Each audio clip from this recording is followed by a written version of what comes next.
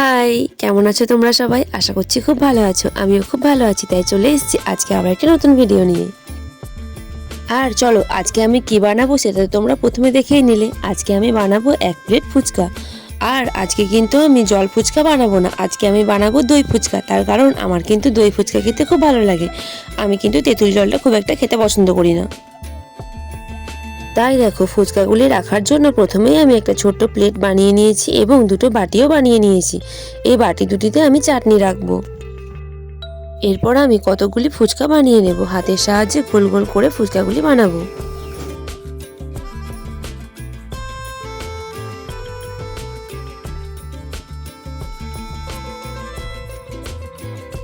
আর দেখো, এই টুলসির সাহায্যে এরপরে আমি সব ফুচকাগুলিতে একটু গর্ত গর্ত করে নেব। তার কারণ ফুচকা কিন্তু এরকমই হয়, এর উপরে তো পুরগুলো থাকবে তার জন্য।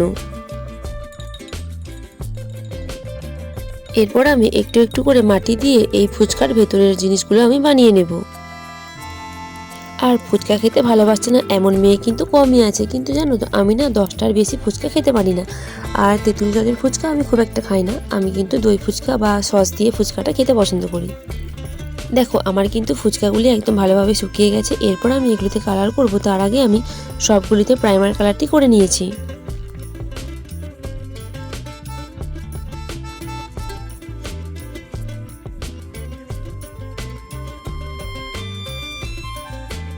এরপর আমি প্লেটটিতে এবং বাটিগুলিতে কালো কালারটি করব।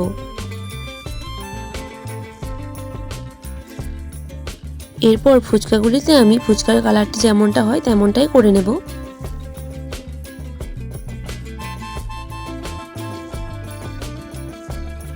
এরপর ফুচকার ভেতরের পুরটাতে, অর্থাৎ এখানে আমি দই এবং 2 ধরনের চাটনি অর্থাৎ লাল এবং সবুজ কালারটা অ্যাড করে দেব।